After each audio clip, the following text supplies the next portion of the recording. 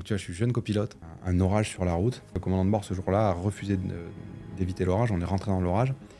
On a perdu 100 mètres, on a collé une hôtesse au plafond. Enfin, souvent on dit le burn-out c'est pour les faibles. C'est le contraire. Je ne suis pas heureux parce que j'ai réussi, mais j'ai toujours réussi parce que je faisais en sorte d'être heureux. Comment est-ce que tu as vécu le développement de ces deux mondes en parallèle? Parce que comme tu le dis, d'un côté, le pilote de ligne, On a tous une forme de GPS à l'intérieur. je sens que quand ça vibre de joie, c'est que je suis au bon endroit. L'épanouissement, c'est un art. C'est un art pourquoi ? Parce que ce qui te rend heureuse pourrait me rendre terriblement malheureux, et inversement. La seule règle que te donne la vie, c'est chaque fois que tu tires une carte, tu dois prendre les deux côtés. C'est parti. Bienvenue dans Outside In, le podcast qui vient explorer le leadership depuis l'intérieur. Aujourd'hui, j'accueille Mathieu, qui a une double casquette. Mathieu est à la fois pilote de ligne et coach. Il accompagne des dirigeants, des entrepreneurs, des leaders. Dans ces deux métiers, il a besoin de rigueur, de clarté et d'avoir des objectifs très clairs. Aujourd'hui, j'ai envie de questionner Mathieu sur le programme qu'il a créé qui parle de back home, revenir à la maison. Pour moi, j'entends aussi retrouver son centre. Et donc Mathieu, on va commencer par une question.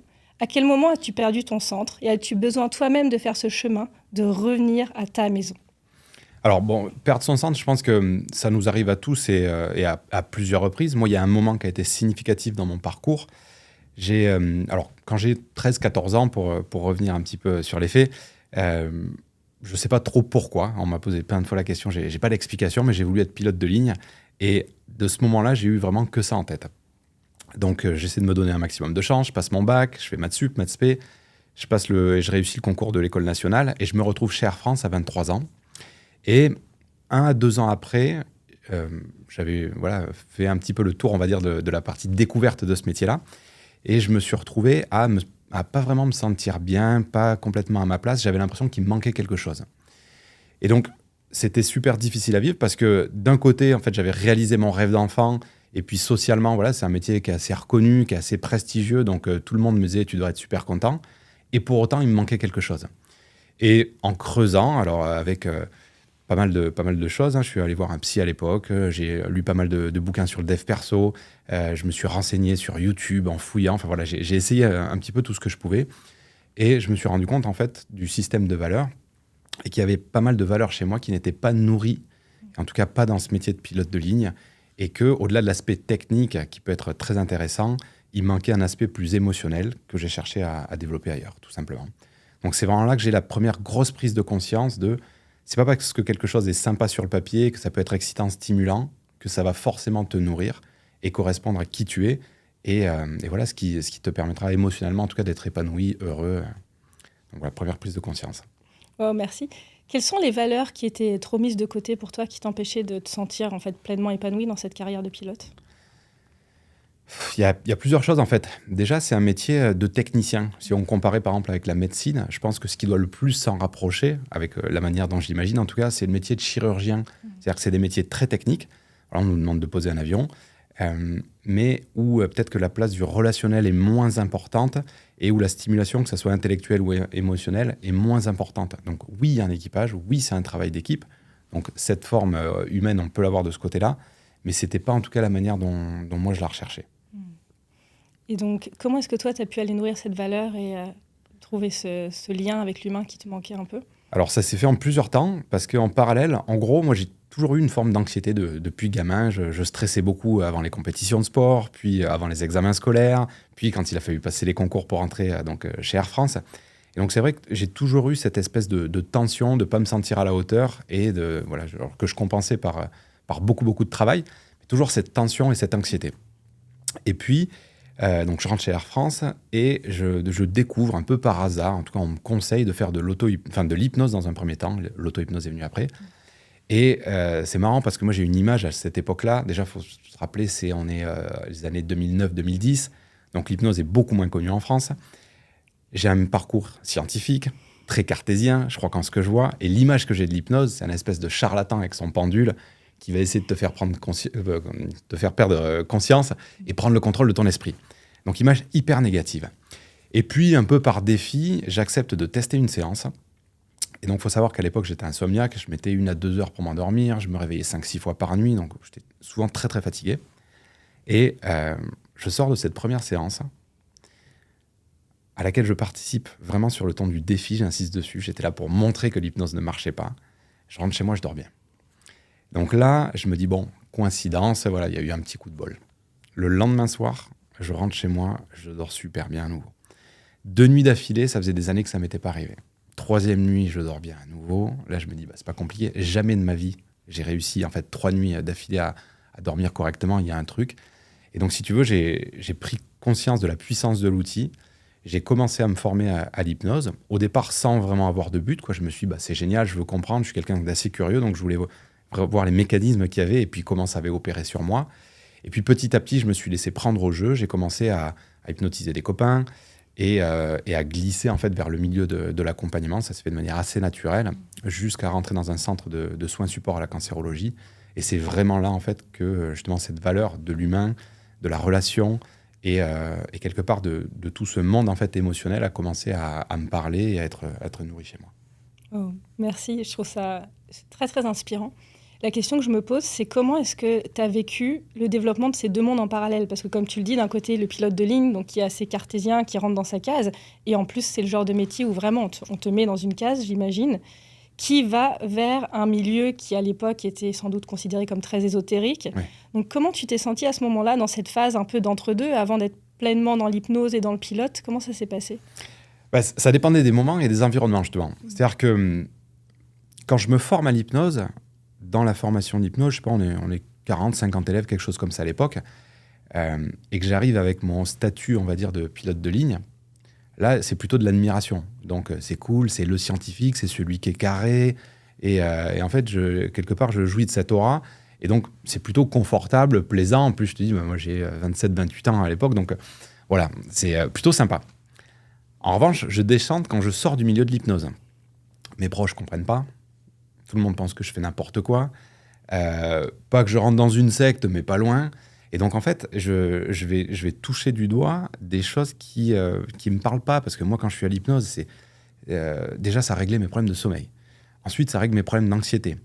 Je préparais la Diagonale des Fous à l'époque, qui est, pour ceux qui ne connaissent pas, la traversée de l'île de la Réunion donc par la montagne en courant. Donc, 170 km, 10 000 mètres de dénivelé positif, 10 000 mètres de dénivelé négatif.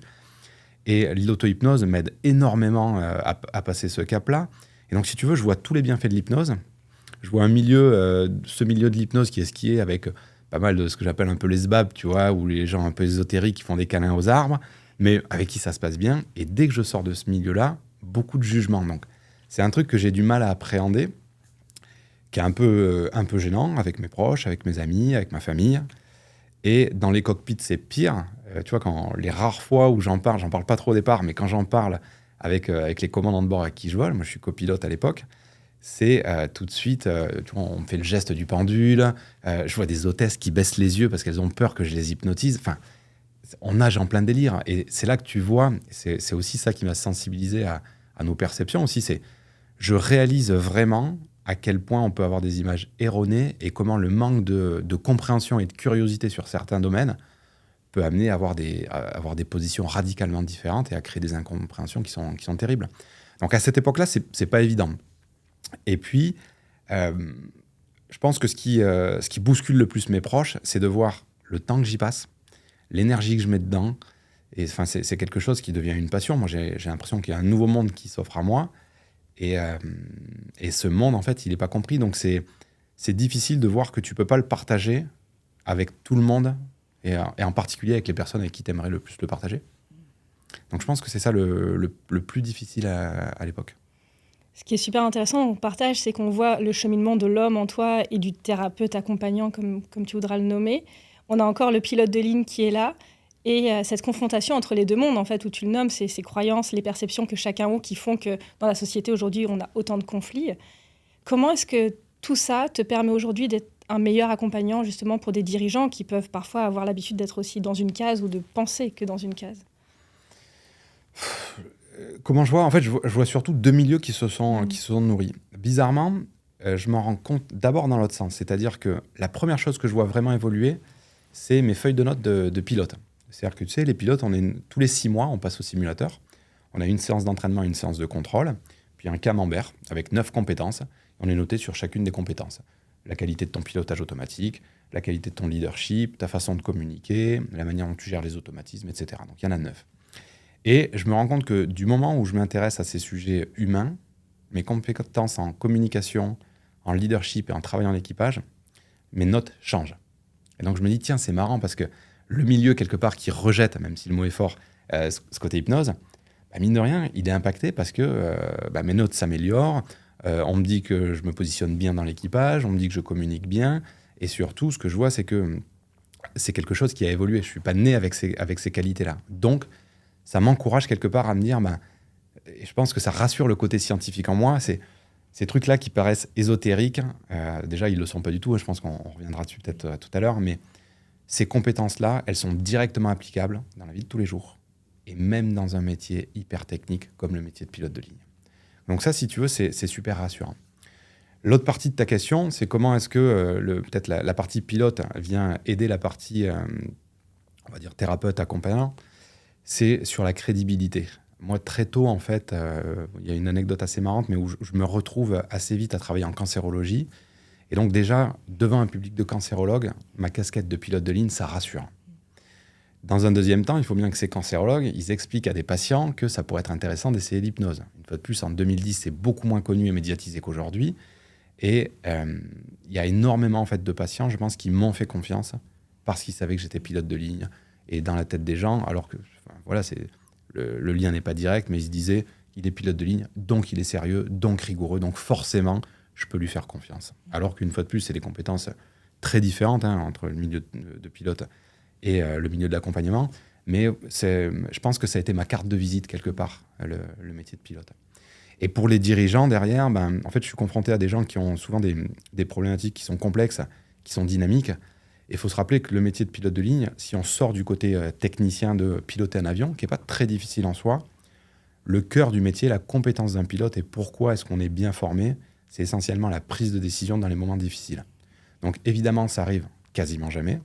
Mais ce qu'on demande à un pilote, c'est quelque part, le jour où tout part à volo, de garder la tête froide, de prendre les bonnes décisions et surtout de ne pas être dogmatique parce qu'une décision peut évoluer. Je te prends un exemple simple, mais tu décolles, tu as une panne moteur qui va nécessiter de te reposer.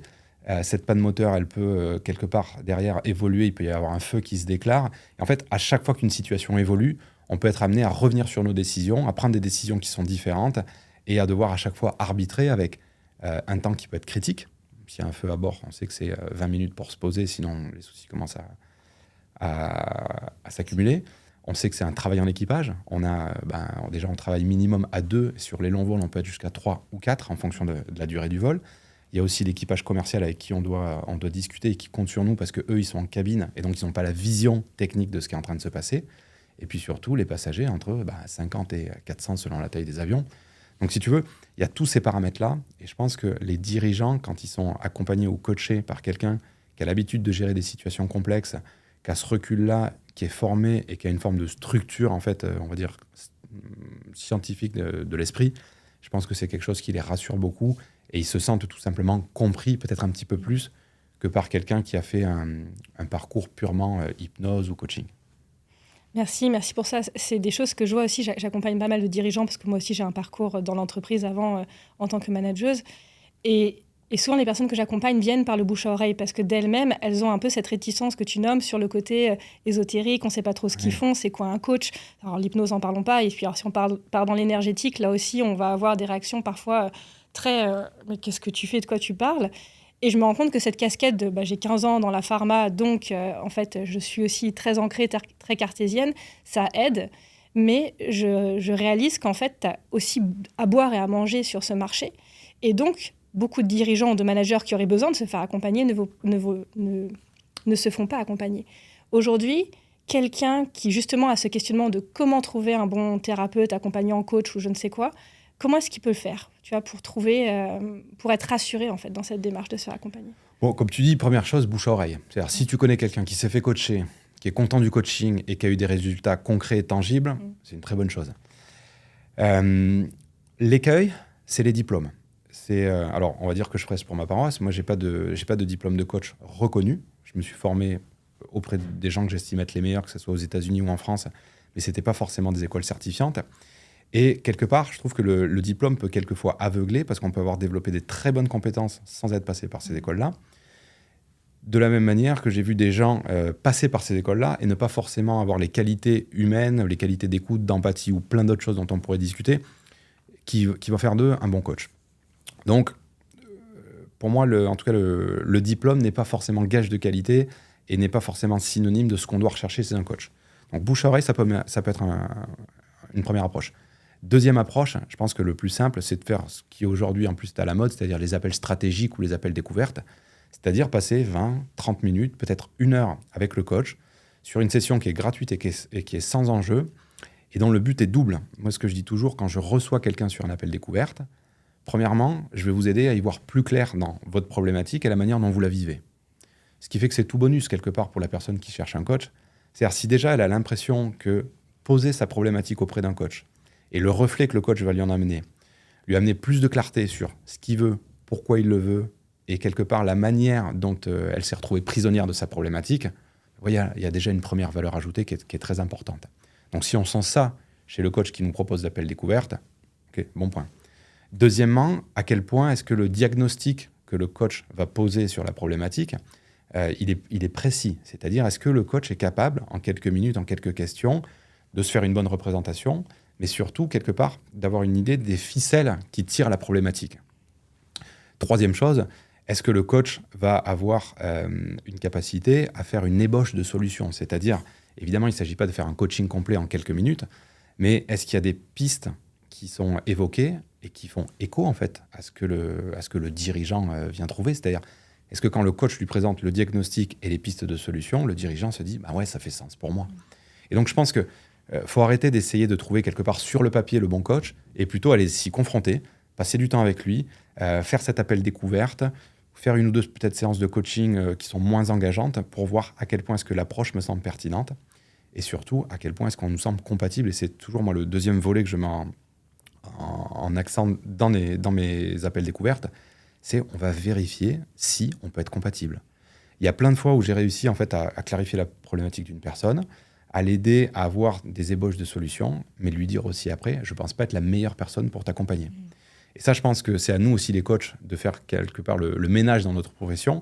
C'est-à-dire quand on pense qu'il y a quelqu'un de meilleur que nous sur ce sujet-là pour accompagner la personne, d'être capable de le dire et donc de rediriger vers un collègue, vers un bouquin, vers une formation qui sera plus appropriée par rapport à ce que la personne traverse en ce moment-là.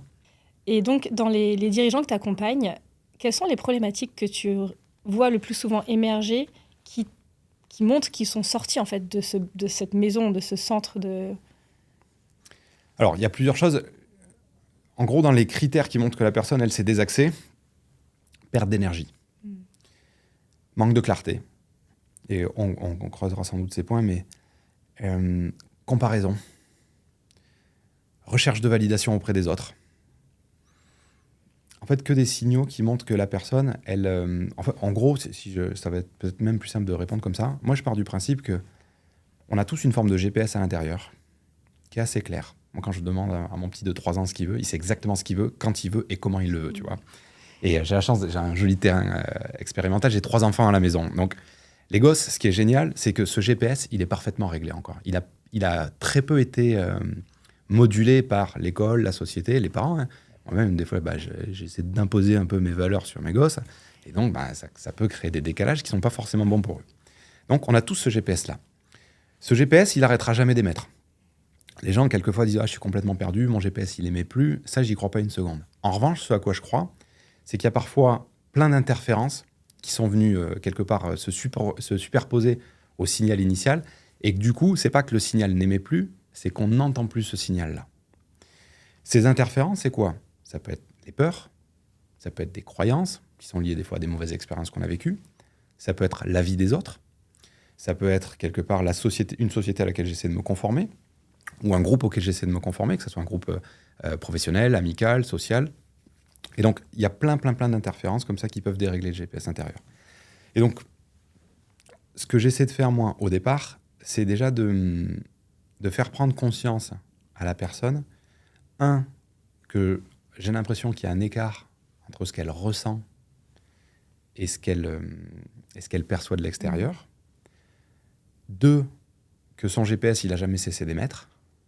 Et 3, lui montrer quelques-unes, en tout cas des interférences qu'il a subies pour que la personne, en fait, reprenne confiance dans sa capacité à réécouter son signal, en fait.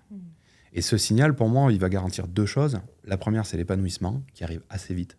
C'est-à-dire que dès qu'on se reconnecte à ce signal-là, en fait, on a une idée beaucoup plus claire de ce qui nous épanouit. Et en général, la conséquence de cet épanouissement, c'est une réussite. Et ça, c'est pareil, je trouve que notre système, en fait, pourquoi est-ce qu'il a perturbé, il a rebattu les cartes? Parce que on a... Le modèle occidental, en gros, c'est quoi? C'est si tu travailles bien en école, que tu écoutes tes parents, que tu te maries, que tu fais tes enfants, tu seras forcément heureux. Et donc, quelque part, si tu réussis, c'est-à-dire réussir dans ce sens-là, c'est cocher les cases qui ont été un petit peu dictées pour toi et comme la norme de la société, alors tu seras épanoui. Bon, moi, c'est un truc qui n'a pas marché pour moi. Je me suis retrouvé pilote de ligne, c'est-à-dire j'avais coché exactement la plus haute case à laquelle j'espérais, je n'étais pas épanoui pour autant. J'ai eu des moments de joie, j'ai eu des moments de kiff, mais je n'étais pas épanoui sur le long terme. Et donc le GPS, lui, il va t'aider à quoi? Il va t'aider à, si on part du principe qu'on a une forme de réservoir émotionnel, avec les réservoirs en fait qui nous permettraient d'être heureux, il va t'indiquer en fait où trouver ces sources-là, ces sources d'épanouissement. Et l'hypothèse, moi, que je fais, je ne suis pas tout seul à y croire. Hein. Moi, la première personne qui m'avait, où je m'étais dit, ah tiens, il y a quand même des mecs un peu brillants qui ont réfléchi au truc et qui sont d'accord, c'est Richard Branson qui disait, je ne suis pas heureux parce que j'ai réussi, mais j'ai toujours réussi parce que je faisais en sorte d'être heureux. Et c'est une phrase, moi, qui m'a beaucoup fait réfléchir parce que j'avais pris le problème à l'envers. Et voilà, j'essaie aujourd'hui d'aider mes clients à d'abord être heureux, parce que je sais que si tu es heureux, en fait, l'énergie, la motivation et la détermination que tu vas avoir à poursuivre tes objectifs, parce qu'ils seront bien posés, augmente drastiquement les probabilités que tu réussisses. Et surtout que tu réussisses selon tes critères. La métaphore, je ne sais plus où j'avais lu ce truc-là, mais pour moi, tu vois, une vie ratée, quelque part, c'est quoi? C'est une personne qui va passer beaucoup de temps d'énergie à monter une échelle pour se rendre compte une fois en haut de l'échelle qu'elle l'a posée sur le mauvais mur. Et donc, cette idée de GPS, c'est de trouver le bon mur, c'est de trouver les bons signaux qui vont te permettre de nourrir ce qui est le plus important à tes yeux pour être quelque part infatigable quand tu vas poursuivre tes objectifs. Merci pour ça. Et ce que je trouve très très fort dans ce que tu dis, c'est que tu ramènes le bonheur, en fait, d'écouter ce qui nous fait vibrer. Moi, je parlais beaucoup de joie. Je sens que quand ça vibre de joie, c'est que je suis au bon endroit. Il y a beaucoup de gens qui ont peur d'écouter ça. Ils sont tellement dans leur case, et tu l'as vécu, et moi je l'ai vécu aussi avec mes écoles de commerce, où tu rentres dans ta case et tu suis ta case. Et en fait, en sortir, c'est quitter une situation peut-être inconfortable, mais qu'on connaît. Et quand t'en parles, ça semble logique et presque facile, mais c'est quand même un travail de recherche intérieure. Comme tu le disais, le coach, il fait pas tout. C'est de la co-création, c'est ensemble. Quelle est peut-être la première question qu'on peut se poser justement pour aller se reconnecter à ce qui me rend heureux, à ce qui fait vibrer ma joie?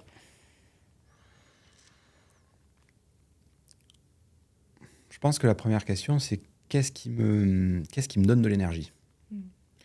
Et je trouve que c'est un super indicateur. Alors, on peut le faire en regardant dans le miroir, c'est-à-dire en regardant dans le passé. C'est-à-dire, tiens, les moments quelque part où j'ai eu le plus d'énergie, les moments où j'étais inarrêtable, les moments où je me sentais bien, les moments où je ne voyais pas le temps passer, les moments où, tu vois, ce genre de moments-là, qu'est-ce que je faisais? Et au départ, si tu veux, tu vas avoir des réponses un peu superficielles, tu vas avoir des activités qui ne sont pas forcément la valeur qu'il y a derrière.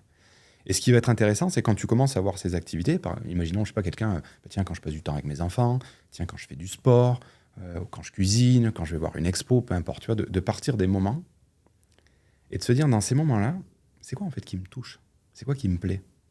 Parce que tu vois, dans la famille, c'est très large. Il y a des gens, ce qu'ils vont aimer, c'est refaire le monde en famille. Si je prends mon cas, moi, ma famille, c'est ma valeur numéro 1. Ce que j'aime, c'est de créer des moments de complicité. Et donc, je sais que les moments, du coup, qui vont me nourrir, c'est, je sais pas, cuisiner avec les enfants, c'est faire une bagarre avec mon fils quand il rentre de l'école, c'est les moments où je crée de la complicité. Donc, tu vois, il y a vraiment 2 choses. Il y a le véhicule. Le véhicule, ça va être l'activité en question. Et ensuite, il y a qu'est-ce qui me nourrit dans ce véhicule? Quelle est la chose plus palpable qui me met en énergie? Donc, qu'est-ce qui me donne de l'énergie? Si, là, c'était fait sur le passé. Si je regarde devant, ça va être quoi? C'est, tiens, au quotidien, quand est-ce que je me sens léger? Tu vois, dans les tâches que j'ai déjà à faire, il y a des moments où je me sens léger, il y a des moments où je vois bien que je traîne des pieds, je suis un petit peu lourd. Super indicateur. Troisième indicateur, qu'est-ce qui me touche? Tu vois, il y a 1 an et demi, je suis invité par un client qui est devenu un ami. Il m'invite au championnat d'Europe de judo là, qu'il y avait à l'Arena. Et au moment où la première judokate rentre sur le tatami, je me mets à pleurer à chaudes larmes. Je ne suis pas quelqu'un qui pleure facilement. Et là, je me retrouve vraiment à pleurer à chaudes larmes. Et c'est un peu incompréhensible au départ. Et j'essaie en plus de le cacher. Je suis avec des gens que je ne connais pas. Enfin, tu vois, ça me fait bizarre. Et justement, tu vois, au lieu d'essayer de juste éluder ce qui est en train de se passer, je me dis, OK, qu'est-ce qui me touche? En fait, je me rends compte que à ce moment-là, je suis à un moment de ma vie où j'ai un peu mis de côté la compétition. C'est quelque chose qui a souvent été un moteur. Et j'avais pas tant l'impression que ça me manquait. Et tu vois, ce jour-là, je me rends compte que il y a un truc qui me titille en fait dans la compétition. Et donc ça, tu vois, c'est des indicateurs précieux. Quand tu regardes, je sais pas, les infos, ou quand tu regardes un film, quand tu ouvres un bouquin, quand tu vois qu'il y a une émotion qui passe, bah, c'est peut-être un indicateur. Qu'est-ce qui est important pour moi? Pourquoi est-ce que ce passage, il me touche? Qu'est-ce qui me touche dans ce passage? Et donc, tu vois, il y a bien sûr qu'un travail avec un coach, c'est super intéressant, ou avec un psy, ou quelle que soit la forme d'accompagnement. Mais on peut aussi, en fait, dans la vie de tous les jours, on a 1 million de prétextes pour avoir plein de petites réponses. Et je crois que le piège dans lequel les gens tombent, c'est de penser que pour avoir ces réponses-là, il faut se mettre pendant 1 heure, libérer un temps, un papier, une feuille, et gratter, qu'est-ce qui est important pour moi, qu'est-ce qui est important pour moi. Et je trouve que la pression qu'on se met à vouloir trouver les choses de manière rapide, de manière définitive et de manière complète, font qu'en fait, tu vas te mettre une pression qui va être, une fois de plus, une interférence supplémentaire sur ton signal GPS. Et je crois qu'à contrario, quand tu te dis, quelque part, m'épanouir, c'est le travail d'une vie, donc j'ai le temps, ça peut prendre plusieurs formes, et ça n'a pas besoin d'être définitif. Je pense que quand tu pars avec cet état d'esprit-là, bizarrement, les réponses, elles arriveront plus vite. Tu vois, moi, si je prends mon cas, je sais que j'ai passé 6 années auprès des personnes en cancérologie. J'ai adoré ça. Et je sais qu'à un moment, j'ai moins ressenti le besoin d'aller dans cet univers-là. Et que d'autres univers, le coaching professionnel notamment, m'ont plus attiré. Et donc, j'ai juste accepté que ça faisait partie de mon chemin-là. Mais si je me dis que je dois rester dessus, parce que c'est ma mission de vie et que c'est là que je dois m'épanouir à tout prix, je sais que je risque de passer à côté de plein de choses importantes pour moi. Et ce qui m'avait beaucoup aidé, et ça, tu vois, je rends hommage vraiment à David Laroche, tu vois, sur cette métaphore-là, c'est l'histoire le concept de jeu vidéo.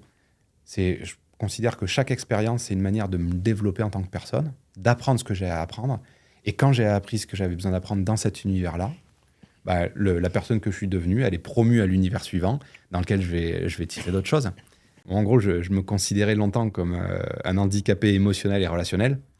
Et je pense que c'est ce que je suis allé chercher en cancérologie. En fait, en cancérologie, tu as des gens j'ai perdu, moi, plein de...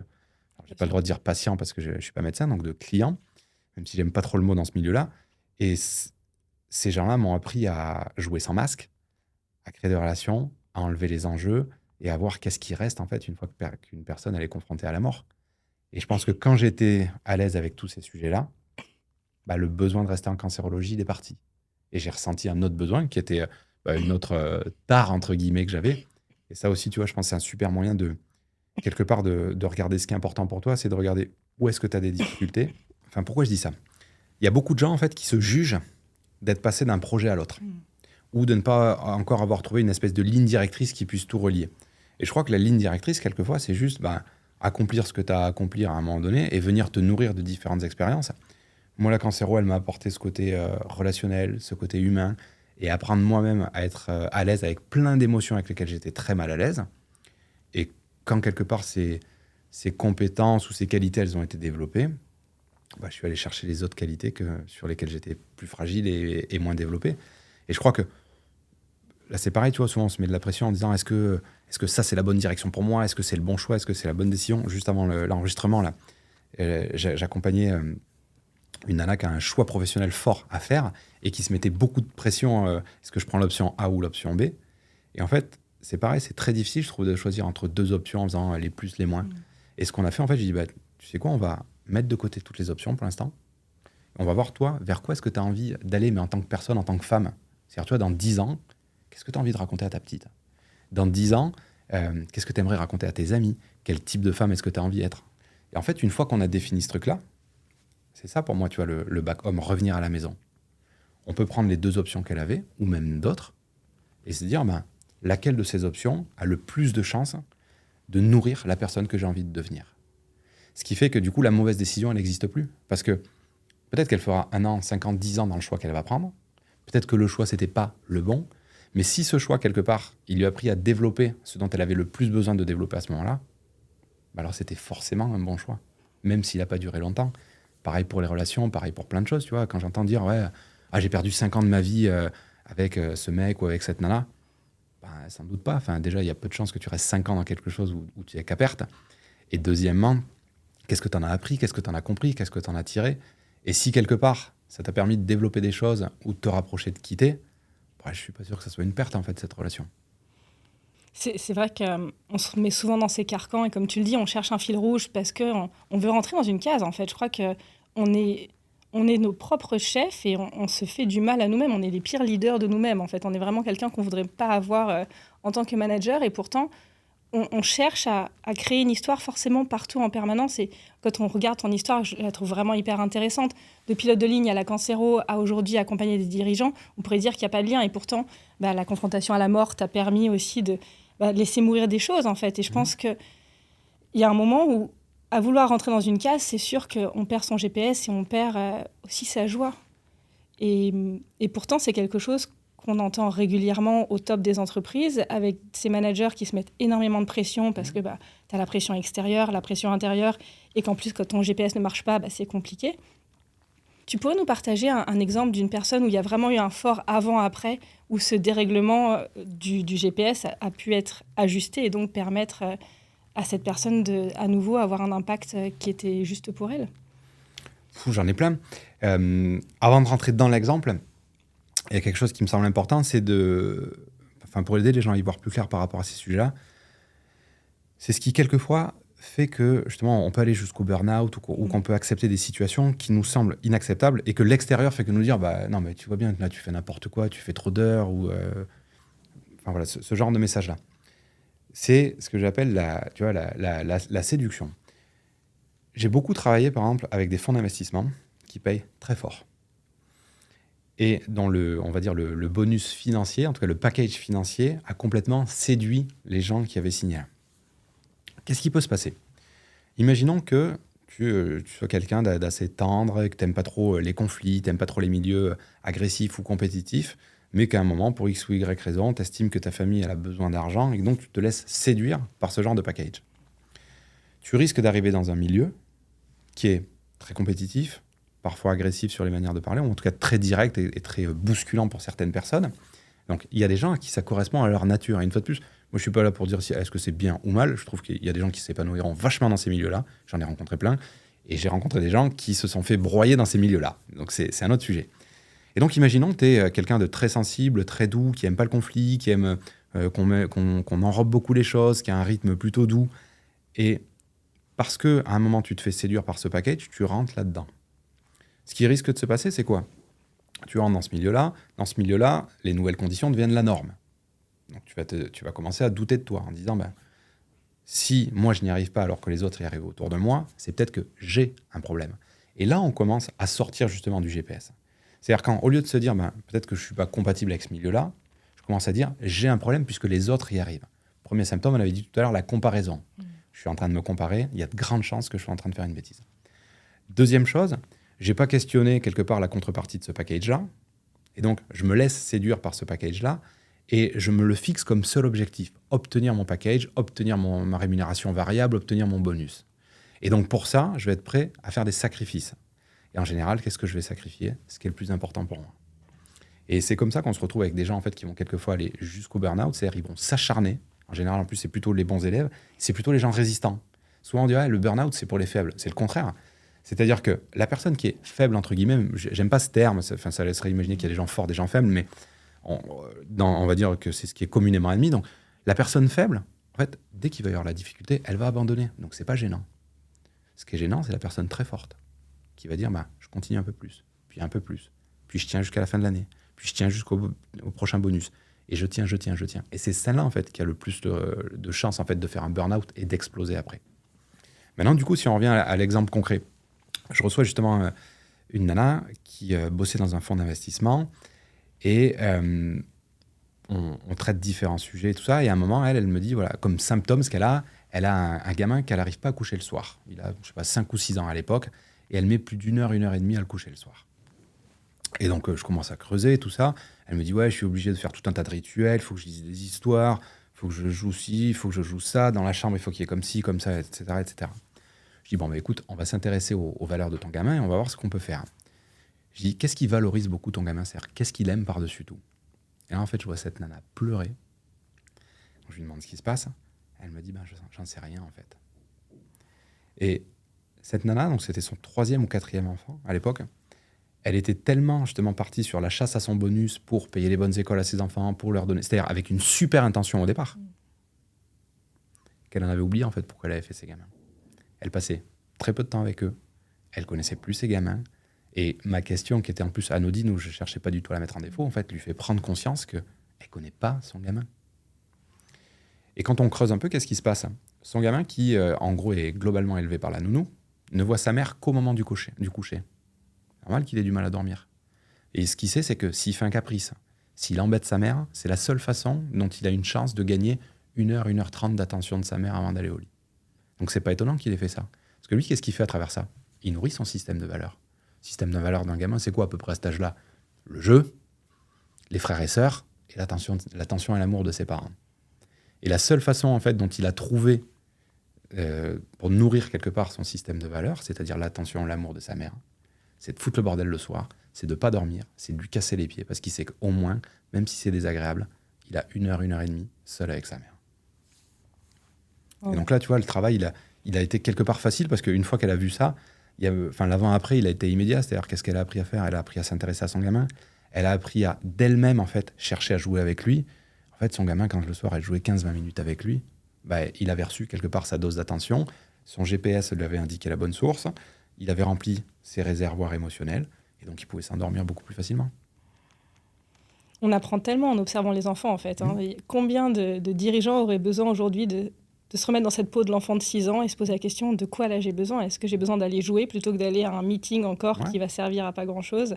Et apprendre à s'écouter et à dire non, en fait, à revenir des choses simples. Je crois qu'on cherche beaucoup compliqué et puis on est surinformé par des milliers de choses. Au niveau de l'éducation des enfants, c'est aujourd'hui, il y a tellement de concepts. Et au final, la réponse, elle est souvent assez simple. Simple et surtout, elle est à adapter à l'enfant. Enfin, je sais pas, moi, pour le coup, pour en avoir 3 à la maison, ils fonctionnent pas pareil. Donc j'ai beau essayer de répliquer la même méthode, ça ne marche pas. Donc il y a toute une partie d'adaptation. Donc, 1, que la personne s'adapte, et de 2, qu'elle fasse aussi confiance à l'autre. C'est-à-dire que, c'est ce que je trouve génial avec les enfants, eux, ils ont leur GPS qui est encore intact et qui émet avec pas trop d'interférences. Donc souvent, il y a juste besoin qu'ils soient guidés. Ça ne veut pas dire, surtout que moi je ne suis pas très branché éducation positive où on laisse tout faire, ça ne veut pas dire ne pas mettre de cadre, mais ça veut peut-être dire qu'au sein de ce cadre, ça vaut aussi le coup d'écouter ce que le principal intéressé a à dire, à ce qu'il ressent. Tu le vois surtout, moi, tu vois, la grande, elle faisait du judo avant. Elle aimait bien. Elle y allait, on n'a jamais poussé pour qu'elle y aille, ça n'a jamais été difficile pour la faire aller, mais quand elle a basculé vers la danse, c'est une obsession. Elle rentre à la maison, elle danse. Elle est dans sa chambre, elle danse. On fait les courses.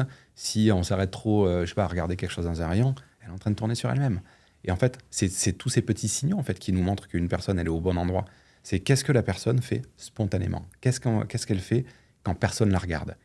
Tu vois, c'est ce genre de questions. Et pour les dirigeants, effectivement, les enjeux sont plus forts et surtout, la déformation a été plus longue et plus, le pli a été plus marqué. Mais revenir à soi, c'est à peu près la même chose. C'est-à-dire, ce dirigeant-là, même s'il y a 2-3 choses qui l'emmerdent dans ce qu'il fait, il y a des moments dans lesquels il s'éclate.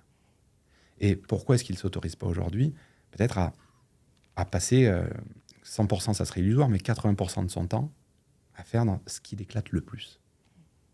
Et à prendre le risque de déléguer le reste, d'en faire un petit peu moins. Peut-être de former des gens, de les faire monter en autonomie, de se faire accompagner. Il y a plein de formes que ça peut prendre. Mais j'ai jamais vu quelqu'un, en fait, passer sa vie à faire 80% de ce qu'il adore et ne pas être épanoui et ne pas réussir. C'est pas possible. Et ça nous amène à une différence qui est super intéressante. C'est quelque chose que je tiens de Tony Robbins, le coach américain. Il explique qu'il y a 2 choses à réussir dans la vie. Il y a la science de la réussite, c'est une science, c'est-à-dire que quelque part, il y a des règles, et si on suit les règles, on y arrivera. Si tu veux faire un 10 km en moins de 40 minutes, tu prends tel plan d'entraînement qui t'y amènera, si tu le suis, à faire 40 minutes aux 10 km. Si tu veux réussir des études de telle chose, tu sais que tu apprends tel domaine, tu y arriveras. Et puis, il y a l'épanouissement. L'épanouissement, c'est un art. C'est un art pourquoi ? Parce que ce qui te rend heureuse pourrait me rendre terriblement malheureux, et inversement. Et ce qui est compliqué dans l'art, et c'est pour ça que je pense que pas mal de gens se plantent, c'est qu'ils abordent l'art comme une science. C'est-à-dire qu'ils vont essayer, quelque part, de trouver l'équation de l'épanouissement.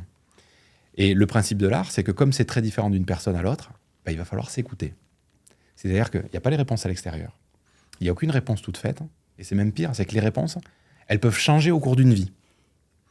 Et donc, tout l'objet de l'art, c'est de revenir justement, s'écouter, revenir à soi et se demander régulièrement qu'est-ce qui m'épanouit, qu'est-ce qui me met en énergie, à quel moment est-ce que je ne vois pas le temps passer, qu'est-ce que je pourrais faire si je n'étais pas payé. Et une dernière chose, moi, que je trouve super intéressante sur ça, c'est de se dire qu'est-ce que la personne est prête à faire lorsqu'elle n'est pas récompensée. Parce que c'est facile, en fait, tu vois, si tu me donnes un prix qui me motive suffisamment, que ça soit financier ou que ça soit la reconnaissance, un public qui m'acclame et tout ça, c'est facile de croire que l'activité me plaît.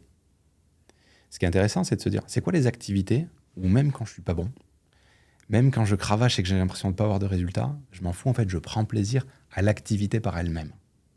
Et ça, en général, moi, je sais qu'en sport, tu vois, je me débrouille bien, mais je ne serai jamais champion du monde. J'en ai rien à faire, en fait, de ne pas être champion du monde. L'activité sportive en elle-même, elle nourrit plein de choses chez moi. Ça, c'est un super indicateur. J'ai pas besoin des applaudissements, j'ai pas besoin des médailles. Bien sûr que j'en refuse pas une. C'est-à-dire, si je gagne quelque chose, je trouve que c'est mieux que si je perds.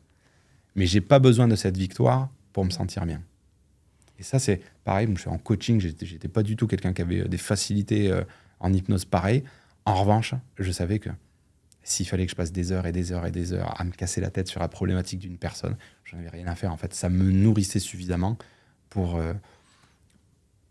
oublier le fait que je puisse ne pas être bon ou avoir moins de facilité que quelqu'un d'autre. Et ça, pour moi, c'est un indicateur hyper fiable. Qu'est-ce que tu es prêt à faire longtemps, en y passant beaucoup d'énergie, beaucoup de concentration, même si tu n'as pas des résultats terribles. Merci. J'ai l'impression que tu viens un peu de dézinguer une grande partie du milieu du dev perso avec des réponses très simples, au final, de revenir à soi, de comprendre ce qu'on aime faire. Et, parce qu'on le voit beaucoup dans ce milieu aujourd'hui où tu as beaucoup de dérives, où tu as des coachs thérapeutes qui se mettent dans une position presque de gourou avec la méthode qui va régler tous les problèmes. Et au final, quand on t'écoute, c'est très logique. J'aime beaucoup cette approche aussi très cartésienne de juste prendre 5 minutes, se poser, faire la liste des choses que tu aimes faire quand personne ne te regarde et de prendre conscience des moments dans ta vie où tu pourrais commencer à le refaire plus si justement tu as perdu un peu ta joie et ton envie d'avancer. Là, on est bientôt dans les périodes de fêtes, donc il y a ce moment-là où les gens sont fatigués, où on fait ce bilan de l'année, où on se rend compte que on en a marre, qu'on est fatigué, que c'est lourd. Et pour pas commencer l'année prochaine avec les nouvelles problématiques, il est peut-être juste simplement temps de se poser cette question. Est-ce que c'est le sport ? Est-ce que c'est la cuisine ? Est-ce que c'est aller rencontrer des humains, se mettre dans une association caritative ? En fait, il y a plein de choses, je crois que... Et de tester. Oui. C'est-à-dire, en fait, tu as le droit de ne pas savoir. Oui. Mais ce qui est sûr, c'est que... Et moi, je suis vraiment tombé là-dedans. Donc, c'est pour ça que j'en parle de vraiment... J'ai lu des centaines de bouquins à des moments où je cherchais des réponses. Et plus je creusais, plus j'entendais du coup des approches différentes et plus les cartes étaient brouillées. Donc, en fait, je recevais des interférences de partout. J'étais responsable. C'est-à-dire, c'est moi qui... les gens ne me donnaient pas leur livre. C'est moi qui allais l'acheter. Donc, je prends ma responsabilité là-dessus. Et les réponses, je les ai eues en fait quand je me suis autorisé à passer de ce mode où je vais chercher les réponses à l'intérieur, mais surtout un mode explorateur. C'est-à-dire, je vais tester en fait. J'ai le droit de tester plusieurs sports pour voir lequel me correspond le mieux. J'ai le droit de tester plusieurs relations pour voir à quel endroit est-ce que je me sens le mieux.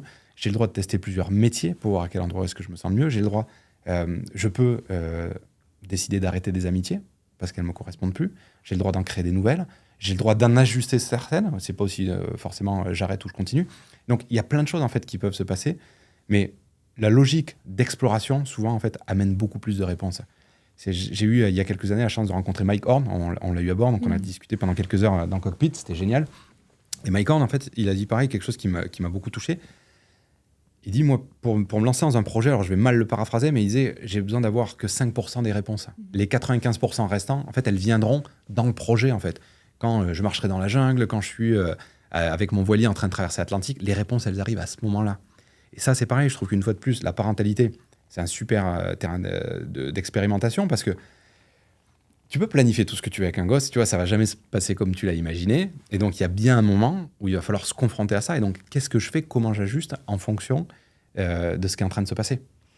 Les réponses, en fait, je pense que ce qui plombe les gens, et je pense que c'est aussi Perso marche si bien, c'est que les gens, du coup, espèrent dans un livre ou dans une formation avoir des garanties. La garantie qu'ils auront la vie qu'ils veulent, la garantie qu'ils feront les bons choix, la garantie qu'ils iront sur le bon axe. Et je pense que cette recherche de garantie, c'est exactement ça en fait qui crée de l'insécurité. En fait, bizarrement, ça crée de l'insécurité chez eux et ça pomme les gens en fait, tout simplement. Et je crois qu'il faut aussi accepter à un moment que les garanties, on les a pas. Mais de la même manière que tu les as pas dans une relation, c'est-à-dire si un jour tu décides d'aller plus loin dans une relation avec quelqu'un, c'est quoi? C'est que tu as l'impression que ça pourrait marcher, mais tu n'en sais rien de ce qui va se passer. C'est juste que tu as un petit feeling et que ce petit feeling, tu décides de lui laisser une place. Peut-être qu'on peut faire pareil dans l'environnement professionnel, amicalement, ou dans les activités en fait, qu'on va développer au quotidien. Mais c'est comme si on cherche en fait à faire l'économie de la souffrance quelque part. C'est comme les gens, j'ai beaucoup de gens qui me voient en me disant j'ai envie d'être plus sereine dans ma vie, j'ai envie que ça soit fluide. Et en fait, avec cette envie-là, tu es sûr que tu vas en baver parce que la vie n'est pas fluide et qu'avec de la fluidité partout en permanence, t'apprends pas. Enfin, j'aime beaucoup cette phrase de David Laroche, inconfort égale croissance. Pour moi, c'est devenu vraiment mon motto dans les moments difficiles parce qu'il y a des moments difficiles dans ce chemin de remise en question, de changement professionnel, de changement même de changement de hobby. Pour certains, c'est compliqué, ou changement d'amitié. Mais sans l'inconfort, le cerveau n'apprend pas et on ne bouge pas, en fait. Et donc, on reste comme un arbre planté à la même place. Et c'est la question, en fait, qu'il faut se poser. C'est est-ce que l'inconfort que je vis est assez confortable pour continuer ça pendant 40 ans? Ou est-ce que je suis prêt à avoir que 5% des réponses et à bouger et à tester? Les abdos sans faire d'abdos. Voilà. Ça, c'est mon cas. Mais ça aussi, tu vois, pour les dirigeants que tu accompagnes, ça peut être une bonne question à se poser. C'est quoi, en fait, les inconforts que je suis prêt à gérer? C'est-à-dire que, tu vois, je prends un exemple simple. Moi, je n'aime pas particulièrement l'immobilier. Les galères de faire construire, de gérer des artisans, en fait, c'est des galères où, tu vois, quand déjà, j'emploie le mot galère. Quand j'y pense, en fait, ça me fatigue, ça me fait mal à la tête. Il y a des gens, ça les éclate, en fait. C'est-à-dire, c'est des problèmes qu'ils aiment résoudre. Ils aiment aller se frotter aux artisans, ils aiment aller surveiller un chantier, c'est top, en fait. Et je pense que, parce que trop souvent, qu'est-ce qui se passe? C'est-à-dire qu'on aborde nos objectifs sous le côté sympa. Moi aussi, dans le sport, j'aime le fait d'être mince et musclé. Moi aussi, dans le coaching, j'aime le fait de pouvoir avoir des résultats avec mes clients et de gagner de l'argent. Moi aussi, dans l'immobilier, j'aimerais avoir une maison parfaite et faire une plus-value à la sortie. Mais c'est pas ça, en fait, qu'on devrait regarder. Ce qu'on devrait regarder, c'est la partie, quelque part, l'autre côté de la pièce, la partie négative. Est-ce que je suis prête à l'embrasser? Est-ce que je suis prête aux travaux? Est-ce que je suis prête au travail que ce truc-là nécessite? Est-ce que je suis prêt aux courbatures à travers le sport, etc., etc. Et donc, souvent, ce que je dis aux gens, c'est pas compliqué. C'est c'est quoi les problèmes que tu as envie de résoudre? Et 2, c'est de toujours faire en sorte que le niveau d'objectif que tu places soit minimum égal, mais idéalement inférieur aux ressources que tu es prêt à mobiliser. C'est-à-dire qu'il n'y a rien de pire que je veux un objectif qui est là, et en fait, je suis prêt à mobiliser ça comme ressource. Et donc ça, c'est pareil, c'est revoir quelquefois les ambitions, sachant qu'une fois de plus, il y a, et je pense que c'est ce qui grippe beaucoup de gens dans les choix, c'est le fait de croire que nos choix, ils sont irréversibles. C'est pas parce qu'à un moment, je pars avec une attente qui est faible, que je peux pas la monter une fois que je l'ai atteinte. C'est deux choses qui sont différentes. Et les gens, souvent, en fait, vont mettre la barre hyper haut, et la barre, des fois, les impressionne tellement que les personnes se mettent pas en route. Tu sais, aux États-Unis, on parle de entrepreneur. C'est les gens qui aimeraient être entrepreneurs. À chaque fois que tu les vois, ils ont un projet, mais ils n'en ont jamais démarré un. Quelquefois, c'est parce qu'ils voient trop gros. Et parfois, la meilleure chose à faire par rapport à un projet, c'est de commencer par le rabaisser et d'avoir quelque chose qui est plus immédiat, plus actionnable et qui ne t'effraie pas et qui te permette en fait de te mettre en route. Rien ne t'empêche ensuite de le réévaluer et de remonter. On peut faire un parallèle hyper simple avec toutes les formations qui sont proposées aujourd'hui, où je ne sais pas combien de personnes se forment au coaching, à l'hypnose, à plein de choses, et en fait ne vont pas au bout parce que ça demande en vrai beaucoup de travail et de motivation, en fait, un peu comme quand tu es à l'école et que tu dois réviser pour tes leçons, quoi. Si tu veux être vraiment bon, ça demande des sacrifices, et c'est là où on en revient toujours à... Il y a un équilibre. Oui, tu as une belle maison avec une super piscine, par contre, tu as eu 10 ans de travaux, plus des problèmes avec ton assurance, plus ceci, plus le mec de chantier qui est tombé malade. Et en fait, ça fait partie de la vie. Et je crois qu'on a besoin de changer cette vision qu'on a, que ça devrait être facile, que quand c'est pour nous, ça doit être simple. Non. Et j'aimerais pas que ça soit simple, en fait. Moi, je me rends compte que j'ai pas envie que ce soit simple d'être coach ou d'accompagner parce que ça m'intéresserait pas non plus autant qu'aujourd'hui, quoi. Ouais, moi, je taquine souvent mes clients avec ça. Je dis, il y a une seule règle dans la vie. En fait, tu vois, il y a une pile de cartes. Tu vas pouvoir en tirer autant que tu veux. C'est illimité. Tu as une carte avec le couple. Est-ce que tu décides de te mettre en couple ou pas? Si tu la prends, tu es en couple. Tu as une carte les enfants. Est-ce que je décide d'avoir des enfants ou pas? Tu as une carte avec tes ambitions professionnelles, avec le sport, avec tout ce que tu peux imaginer. La seule règle que te donne la vie, c'est chaque fois que tu tires une carte, tu dois prendre les deux côtés. Tous les côtés positifs, tous les côtés négatifs. Et ce qui plombe les gens, c'est qu'ils vont vouloir prendre plein de cartes, le plus possible pour avoir une vie complète, épanouie, réussie. Et ils acceptent en général que le positif. C'est-à-dire que je veux le câlin de mes enfants et la fierté, sans les nuits blanches et les hontes qu'ils vont pouvoir me donner parfois. Je veux le soutien de mon couple, mais je veux jamais qu'elle me challenge. Je veux prendre des responsabilités, mais je suis pas prêt à endosser la critique. Et en fait, ce qui tue les gens, c'est de piocher toutes ces cartes avec l'espoir au fond d'eux que je croise les doigts, j'espère que j'aurai pas le côté négatif. Et quelquefois, ça vaut le coup de peut-être de tirer moins de cartes, mais de tirer les cartes avec lesquelles tu es à l'aise avec le côté négatif. Et des fois, ça vaut le coup de se le rappeler. Tu vois, on se taquinait avec ma femme la semaine dernière, on avait le petit dernier qui était malade, et monter 5 fois la nuit, je sais pas si tu le dis, nous on est en bas, lui en plus il est à l'étage, donc monter en pleine nuit, tu vois, à 3h du mat, à 4h du mat, à 5h du mat, parce qu'il tousse, qu'il machin et tout ça, ça fait râler. Un, ça fait partie du jeu. Et de deux, ce que j'essaie de me rappeler dans ces moments-là, c'est dans 5 ans, même quand il sera malade, il aura plus besoin de moi. Oui, ça me fait râler de me réveiller. Mais c'est aussi un moment où je peux gratter un petit câlin. C'est un moment où, tu vois, j'ai quelque chose que dans quelques années, j'aurais plus avec lui. Et ça aussi, en fait, ça vaut le coup de se rappeler que même sur le côté négatif, l'angle quelque part avec lequel tu vas l'aborder peut aussi le transformer en positif. Mais voilà, j'aime pas trop ces trucs positifs, négatifs, mais en tout cas, tu peux transformer ça. Et ouais, à 4h du matin, clairement, ça me gonfle de monter, le rassurer, lui donner un bib de lait, de lui donner... Mais en même temps, c'est un petit moment qu'on partage aussi. Et ça, les gens l'oublient. C'est vraiment un point clé pour moi, ce que tu viens de nommer sur le fait de compléter la vision. Il y a le côté négatif, comme tu le dis, et le côté positif. Et c'est quelque chose que j'ai appris avec le coaching, au final. C'est que maintenant, à chaque fois que je vois un truc que négatif, où je vais avoir ce réflexe de, comme tu le dis, oui, mais c'est des moments qui sont aussi chouettes sur un certain rapport. Et en fait, ça, c'est comme une hygiène mentale à avoir, parce qu'on parle beaucoup de l'hygiène du corps, de la santé, de qu'est-ce qu'on mange, mais qu'est-ce qu'on met dans notre tête? Et quand on a ce ronron permanent de « c'est difficile, je suis fatiguée, ça va pas comme je veux, c'est pas fluide », en fait, on se nourrit aussi de ça. Et j'ai l'impression que toi comme moi, on a développé aussi cette façon de voir les choses de « oui, c'est difficile, mais il y a aussi tout ça ». Et donc, tu complètes la vision et tu avances autrement, en fait. Et c'est pas toujours confortable. Je vois des gens, j'ai des amis, je fais, mais ok, mais là, tu me parles que du point négatif. Et tu vois parfois des réactions vraiment, oui, mais il n'y a pas de positif là-dedans. Et c'est intéressant de voir aussi vraiment cette perception du monde, ce que tu nommais aussi au début de notre entretien, quoi. Il y avait quelque chose que je voulais vraiment te demander. Je ne sais pas si tu as vécu une situation compliquée en tant que pilote, un moment où tu as vraiment dû faire preuve de leadership et de sang-froid dans un moment difficile. Et comment est-ce qu'on pourrait relier cette situation dans le cockpit à une situation en entreprise ? Alors, moment vraiment difficile, j'en ai connu qu'un. Il y a quelques années de ça. Alors, je donne la chute. La personne s'est fait virer à l'issue, le commandant de bord avec qui je volais.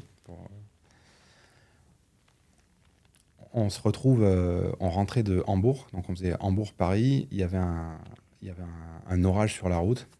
Et le commandant de bord, ce jour-là, a refusé d'éviter l'orage. On est rentré dans l'orage. On a perdu 100 mètres en termes d'altitude. On a pris des bonnes turbulences. On a collé une hôtesse au plafond. Enfin, voilà, ça a été compliqué. Ce qui s'est passé, en fait, ce jour-là, moi, à plusieurs reprises, j'ai dit à la personne, tu vois qu'il y a un orage. Et puis, en fait, en gros, il m'a laissé croire qu'il allait éviter l'orage. Puis, il l'a pas évité. On est rentré dedans. Et ça m'a obligé à faire plusieurs choses. La première, à un moment, quand je vois que de toute manière, il n'écoute pas et c'est hyper inconfortable, je crois qu'à l'époque, j'ai 2 ans de boîte. Donc, tu vois, je suis jeune copilote. J'ai pas beaucoup d'expérience. J'ai un commandant de bord qui a 30-35 ans d'expérience peut-être à côté de moi. Et je dois à un moment le forcer à faire une action qu'il ne veut pas. Et je le fais comment, en fait? Quand je vois que de toute manière, il ne m'écoute pas, je prends le micro et j'annonce à la tour de contrôle ce qu'on va faire. Alors, ça le commit, tu vois, ça l'oblige. Et ça a été la première leçon. Et la leçon que j'en tire, en fait, quelque part avec le recul, c'est que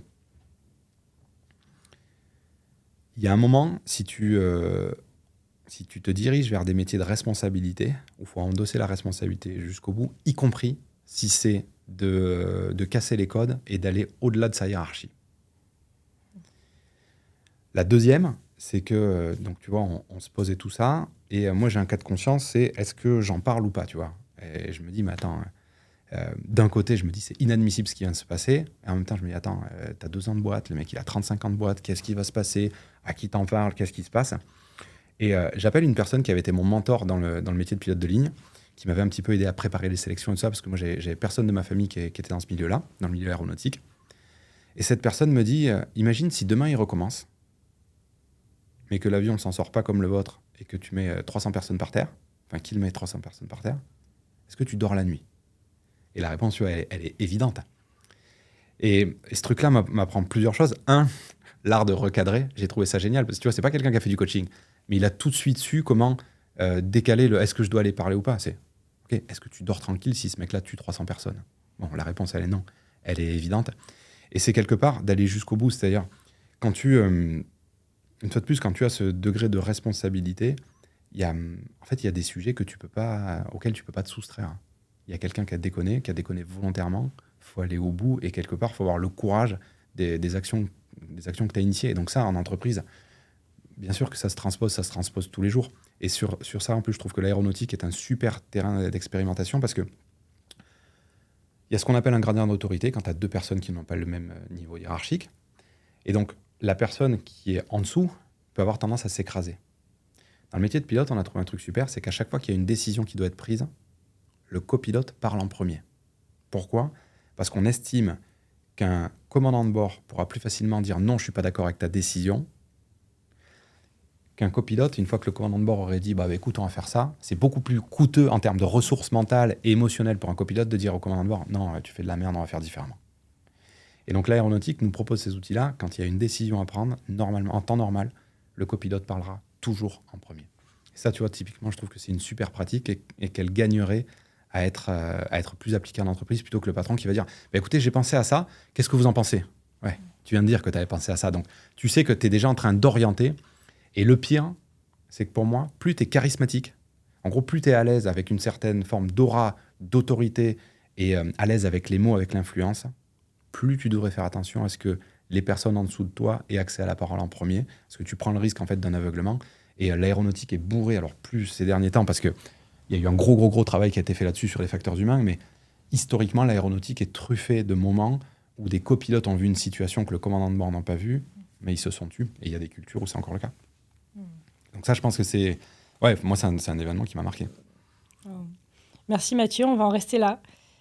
Pour moi, il y a plein de pépites à retenir aujourd'hui, et surtout cette idée que revenir en son centre, revenir à la maison, c'est pas si compliqué que ça. On peut prendre un temps chaque jour pour se poser la question pourquoi j'ai de la gratitude aujourd'hui, c'est quoi ce qui m'a nourri, c'est quoi ce qui a créé de la joie, et prendre soin en fait de cette santé mentale, de prendre soin de notre hygiène mentale à travers des choses aussi simples que ce que Mathieu a nommé aujourd'hui comme exercice possible. Donc vraiment infiniment merci. C'était très riche comme échange, et j'ai vraiment hâte de continuer à avancer, de voir les réflexions qu'il y aura autour de cet échange, et puis qu'est-ce que chacun va pouvoir en faire, parce que là maintenant c'est entre vos mains, à vous d'en tirer quelque chose, d'implémenter quelque chose que Mathieu nous a partagé aujourd'hui. Donc merci, et puis à la prochaine sur Outside In, le podcast pour les leaders.